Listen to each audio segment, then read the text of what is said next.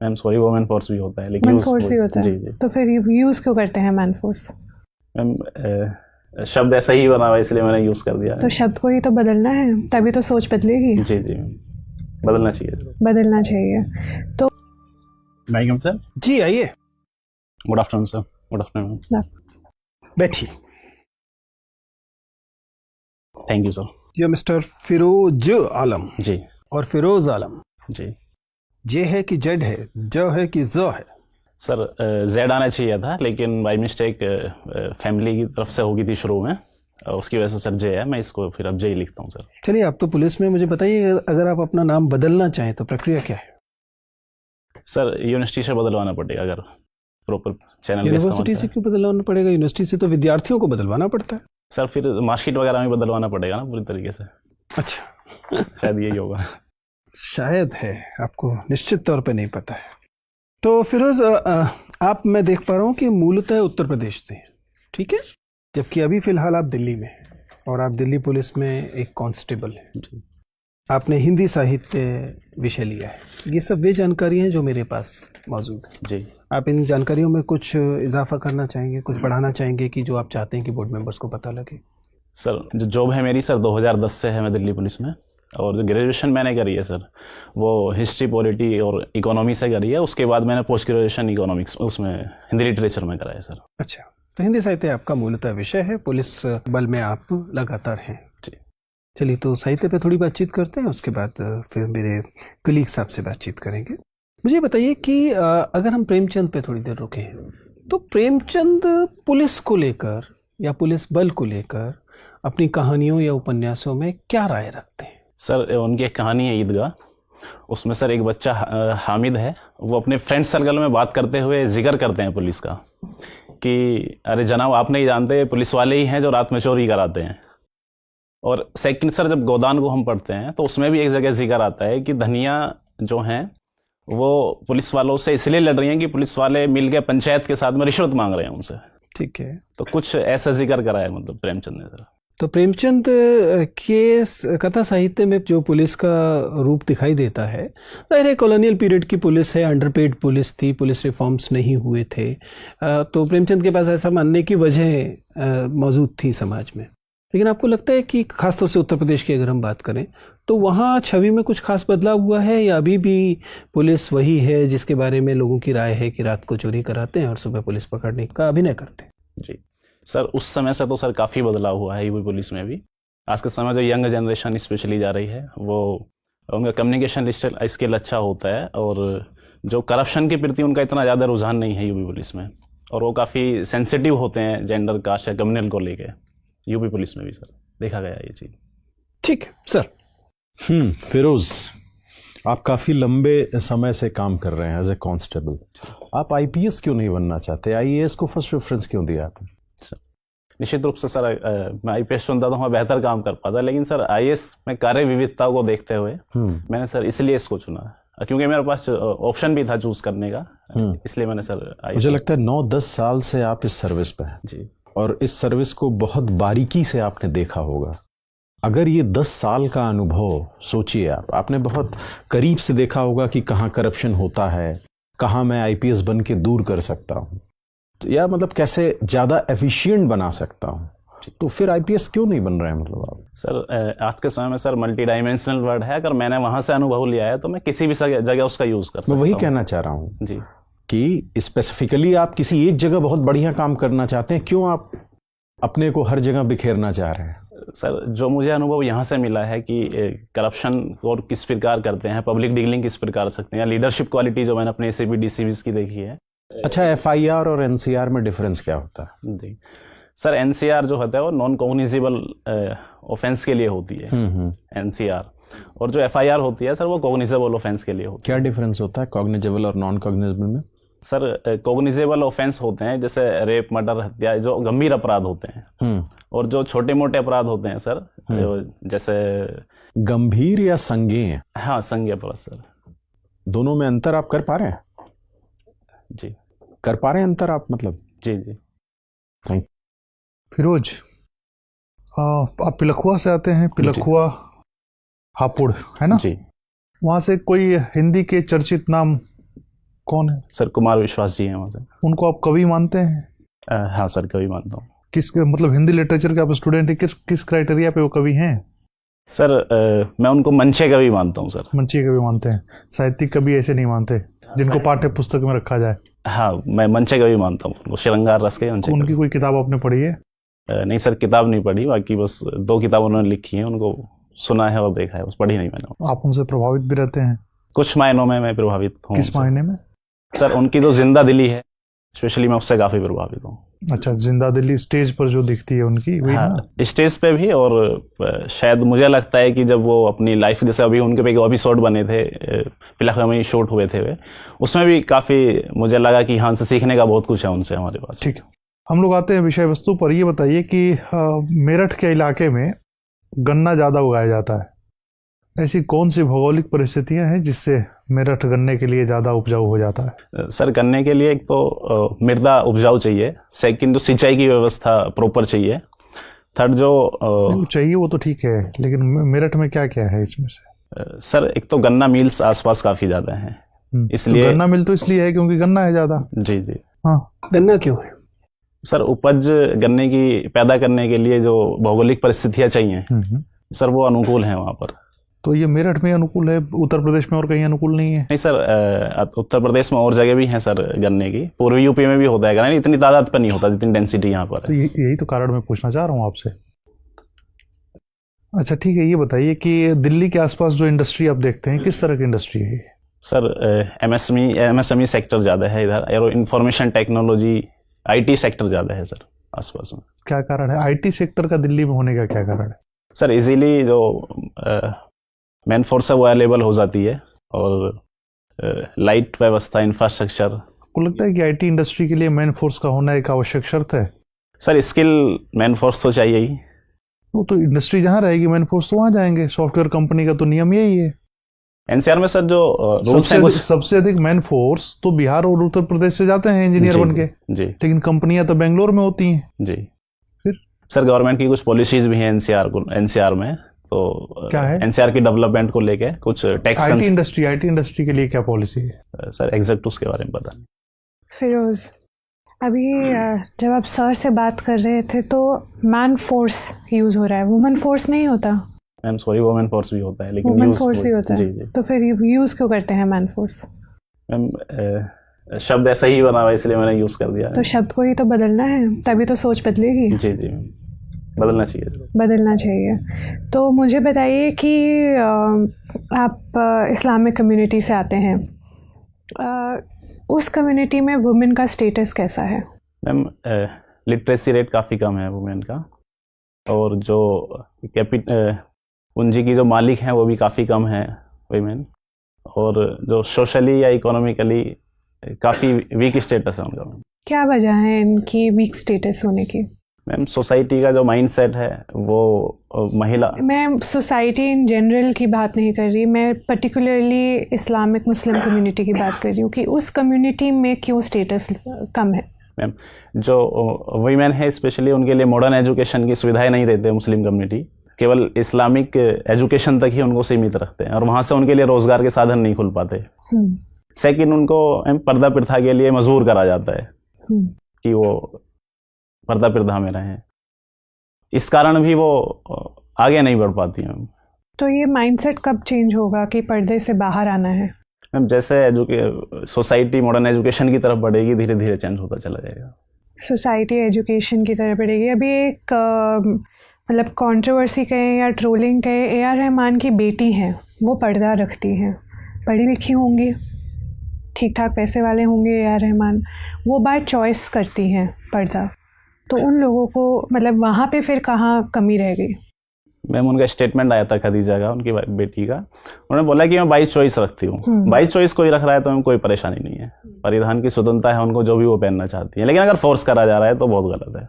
कई बार उन्होंने तो बाई चॉइस रख लिया, लेकिन कई बार मजबूर करा जाता है कि तुम बुर्का ओढ़ के जाओगी या स्कार्फ बांध के जाओगी। ईरान में भी हो रहे हैं प्रोटेस्ट कि हमें स्कार्फ नहीं बांधना, लेकिन फिर भी मजबूर करा जा रहा है उनको। ठीक है, एक और टर्म जो यूज़ होता है वो है फतवा पॉलिटिक्स, ये क्या होता है? मुफ्ती के द्वारा फतवा जारी कर दिया जाता है कि जो भी व्यक्ति शरीयत के अनुसार नहीं चलता, उसके खिलाफ फतवा जारी कर देते हैं। लेकिन भारत एक कॉन्स्टिट्यूशन से चलने वाला देश है, यहाँ पे फतवे की कोई वैल्यू नहीं है। केवल उन देशों में फतवे की वैल्यू होती है जहाँ जो शासन है वो शरिया के अनुसार चलता है। पर यहाँ तो हिंदुस्तान में भी हम आए दिन देखते हैं कि इमाम जो हैं वो कभी बोल देते हैं, फतवा जारी कर देते हैं लड़कियों के पहनावे को लेके। सानिया मिर्ज़ा के अगेंस्ट हुआ था, ठीक है, तो फिर क्यों, अगर उनकी कोई वैल्यू ही नहीं है तो फिर क्या देने का फ़ायदा फतवा? मैम वो कर देते हैं केवल अपनी लीडरशिप दिखाने के लिए, लेकिन उसका कोई मायने नहीं है भारत में। भारत में कॉन्स्टिट्यूशन के अगर दायरे में आप चल रहे हो तो आपको फतवे से डरने की ज़रूरत नहीं है किसी को भी। ठीक है, आप यूपी से आते हैं और अभी इंडिया का बजट भी आया है। यूपी की एक स्कीम है जिसको लेके नेशनल लेवल पे इम्प्लीमेंट किया जाने वाला है इस बजट के तहत। कौन सी वो स्कीम है?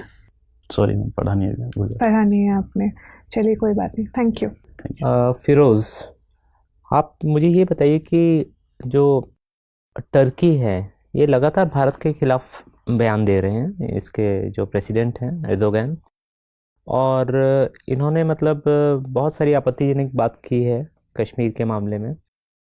आपको क्या लगता है इनका क्या मंशा क्या है ऐसे बयान देने पर? सर, एक मंशा इनकी ये है कि ये मुस्लिम वर्ल्ड की लीडरशिप प्राप्त करना चाहते हैं। इन्होंने अभी सीए पे बयान दिया, 370 पे बयान दिया। तो सर इनकी मंशा जो है वो ये दिखाना चाहते हैं कि मैं मुस्लिम का प्रतिनिधित्व करता हूँ। अच्छा, अभी मुस्लिम जो अगर अंतर्राष्ट्रीय स्तर पे बात की जाए तो किस देश के पास प्रतिनिधित्व है इसका, मुस्लिम समाज का? हर देश अपने मुस्लिम्स का प्रतिनिधित्व स्वयं करता है, मेरा मानना है। बट इंटरनेशनल लेवल पे बात की जाए सर, मुझे नहीं लगता कि कोई मुस्लिम्स का सऊदी अरब, आपको नहीं लगता कि? नहीं सर, मेरे को नहीं लगता। मुझे लगता है हर देश अपने मुस्लिम के लिए अलग पॉलिसी बनाता है और वो होनी भी चाहिए। अच्छा, ठीक है, तो आपको क्या लगता है कि जैसे टर्की कश्मीर के मामले में या भारत के आंतरिक मामलों में बोल रहा है, तो उसी तरीके से भारत को भी, क्योंकि वहाँ भी एक कर्डिश माइनॉरिटी है टर्की में, तो भारत को भी उनके लिए आवाज़ उठानी चाहिए, उनके ह्यूमन राइट्स को सपोर्ट करना चाहिए, शायद उन्हें किसी तरीके की मदद भी देनी चाहिए, जिससे कि टर्की को भी समझ में आए कि ये मतलब एक तरफा नहीं है, ये दोनों तरफ से ये खेल खेला जा सकता है। सर, इसमें हम उनसे नेगोशिएट कर सकते हैं कि हमारे आंतरिक मामलों में तुम हस्तक्षेप मत करो, लेकिन ये बेहतर पॉलिसी नहीं रहेगी कि हम भी उनके आंतरिक मामलों में हस्तक्षेप करें, बल्कि हम और दूसरे रूट अपना सकते हैं। ट्रेड कम कर सकते हैं, कस्टम ड्यूटी बढ़ा सकते हैं उनके माल पे, या यूएनओ में आवाज़ उठा सकते हैं। ये कुछ आप मुझे ये बताइए कि अभी यूएस ने भारत को डेवलप्ड कंट्री मान लिया है, तो इससे क्या हमें खुश होना चाहिए या हमारे लिए चिंता का विषय है ये? सर, ये हमारे लिए चिंता का विषय है। क्यों? कोई अगर आपको मतलब समझदार मान रहा है या मतलब विकसित मान रहा है तो इसमें दिक्कत क्या है? लेकिन सर, हमें समझदार और विकसित माने, लेकिन हम है नहीं ना एक्चुअल में। हम तो चाहते हैं अभी तो हम सर चाहते हैं होना, हमारी कस्टम ड्यूटी बढ़ जाएगी, सब्सिडी हम नहीं दे पाएंगे एग्रीकल्चर वगैरह को, तो इसलिए सर हम तो लेकिन ये कब तक हम दूसरे से अपेक्षा रखेंगे कि हम काबिल नहीं हैं तो वो हमें छूट देते रहें? हम तो कभी फिर विकसित हो ही नहीं पाएंगे। सर, निश्चित रूप से हम विकसित हो जाएंगे थोड़े समय बाद, लेकिन जब तक हमारी पर कैपिटा इनकम नहीं बढ़ जाती, जीडीपी हमारी बहुत अच्छे स्तर पर नहीं पहुंच जाती, या एग्रीकल्चर सेक्टर हमारा, तो हमें मतलब क्या यूएस से रिक्वेस्ट करनी चाहिए या हमें अपना को विकसित करने के ऊपर ध्यान देना चाहिए? बिल्कुल सर, विकसित करने के ऊपर ध्यान देना चाहिए हमें अपने। ठीक है, आप मुझे ये बताइए कि एंड टू एंड एन्क्रिप्शन क्या होता है? Sir, end to end encryption में जो इन्फॉर्मेशन होती है सेंडर और रिसीवर के पास होती है, बीच में उसको कोई क्रैक नहीं कर सकता। अच्छा, आप तो पुलिस में हैं, इससे नुकसान क्या है?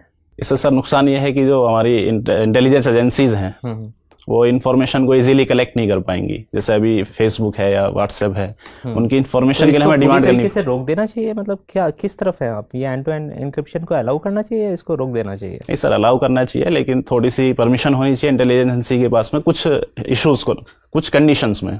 ठीक है, अच्छा मुझे ये बताइए कि क्या बेल एक अधिकार है? सर, कुछ मामलों में राइट्स है ये। अच्छा, मेरा आखिरी सवाल आपसे ये है कि पुलिस का अत्याचार या पुलिस पर अत्याचार, इनमें से कौन सी चीज़ पे कम ध्यान दिया जाता है? सर, दोनों ही चीज़ पे ध्यान दिया जा रहा है वैसे तो, लेकिन ज़्यादा ध्यान इस पे दिया जाता है कि जो पुलिस अत्याचार करती है, लेकिन जो पुलिस पे अत्याचार होते हैं उसको। फिरोज, मैं आपकी सर्विस चॉइसेस को समझने की कोशिश कर रहा हूँ। आपने लिखा कि आपको घर परिवार के साथ समय बिताना अच्छा लगता है, तो शायद ये एक वजह रही होगी जिससे कि आपने फॉरेन सर्विसेज को इतनी कम महत्व दिया है, जबकि देश की कुछ सबसे प्रतिष्ठित सेवाओं में से है। लेकिन अगर यह सिद्धांत भी माना जाए तो फिर ये नहीं समझ में आता कि आप अंडमान निकोबार सर्विस को तो इतना ऊपर महत्व दे रहे हैं कि आपने सारी सेंट्रल सर्विसेज को छोड़कर इस ग्रुप बी सर्विस को वरीयता दी है। आप इतने कॉम्प्लिकेटेड निर्णय प्रक्रिया को क्यों अपना रहे हैं? सर, इसका कारण फैमिली नहीं था। जो जिस क्राइटेरिया पे मैंने इसको पीछे रखा उसका एक कारण ये था कि जो प्रतिनिधित्व देश का करने के लिए फ्लुएंट इंग्लिश चाहिए, मुझे अपने बैकग्राउंड से और अभी तक के स्टडी करने के बावजूद ये महसूस हुआ। दुनिया के कितने देश अंग्रेजी बोलते हैं? आपको जिन देशों में स्थापित किया जाएगा वहाँ अंग्रेजी भाषा होगी तो जरूरी नहीं है। आधी दुनिया तो स्पेनिश और फ्रेंच के भरोसे चलती है, वो तो किसी को नहीं आती भारत। दूसरा कारण सर इसमें यह भी रहा, जब मैं इसको 15 नंबर पर मैंने इसको भरा, कि जब मेरे पास ऑप्शन है ऑलरेडी देश में ही काम करने का अपने ही देश के लिए। फिर आपने डेनिक्स क्यों भरा? वो तो आपको अंडमान निकोबार पटक देंगे। पिलखुआ वालों को तो स्पेलिंग करने में भी दिक्कत होगी। देश ही तो अंडमान निकोबार भी, चाहे कितनी दूर सही, अपने देश में ही तो काम कर रहे हैं हम। तो फिर आपने ग्रुप बी सर्विस को ग्रुप ए की सर्विस से ऊपर क्यों रखा? सर कुछ सर्विस ऐसी थी जो दिल्ली में इजीली अवेलेबल थी, मैंने कुछ इसलिए सर उनको ग्रुप बी को नहीं, लेकिन ऐसी कई सारी सर्विसेज जिनमें अधिकतर समय आपको दिल्ली में रहना होगा, उन्हें आपने नीचे रखा है। आर्मी हेडक्वार्टर सर्विसेज हैं या सेंट्रल सेक्रेटरीट की जो सर्विसेज हैं, उन सब में तो आप लगातार दिल्ली में रहते हैं, उन्हें भी आपने महत्व नहीं दिया। उसकी जगह पे आपने डेनिक्स जैसी सर्विस को रखा जो कि एक ग्रुप ही सर्विस है। सर डेनिक्स इसलिए रखा कि मैं ऑलरेडी पुलिस में काफी समय मैंने बिताया है। लेकिन आईपीएस के दौरान आपने इस तर्क को स्वीकार नहीं किया था। मैंने उसमें सर जब आईएएस के लिए मैंने फर्स्ट प्रेफरेंस थी, उसकी कार्य विविधता देखी, उसके बाद फिर सर सेकंड मैंने आईपीएस रखा, और आईआरएस रखने के बाद फिर मैंने सोचा कि मैं किसको रखूं। फिर मेरे यहाँ पे कि मेरे 10 साल का वर्क एक्सपीरियंस मुझे काम आए, इसलिए मैंने दानिश को ऊपर रखा सर। आप बहुत कंफ्यूज हैं। फिरोज, आप ओबीसी हैं? EWS sir. ईडब्ल्यूएस है। अभी हाल में सरकार ने जो ये सीमा है आय की, इसे ओबीसी के मामले में बढ़ाने की बात की है, जबकि लगता ही है कि शायद ये और कम की जानी चाहिए थी। सुना है कि 11 से 12 लाख की आमदनी शामिल की जाएगी। जाहिर है कि फिर ईडब्ल्यूएस में भी की जाएगी। आपको क्या लगता है कि यह कदम एक सकारात्मक कदम है या यह है रिप्रेजेंटेशन को इलीट्स तक सीमित कर देगा? सर मुझे लगता है कि 8 लाख की इनकम जो क्रीमी लेयर की सीमा है वो बिल्कुल अभी फिलहाल की स्थिति में बिल्कुल ठीक है सर। उससे अगर ऊपर हम इसको बढ़ाते हैं तो मुझे लगता है कि रिजर्वेशन उन लोगों को भी मिलेगा जिनको ज़रूरत नहीं है रिजर्वेशन की। 8 लाख की सीमा सर इस समय बिल्कुल ठीक लगती है। ठीक है, फिर आपसे बात करके अच्छा लगा। आप जा सकते हैं। Thank you. Thank you.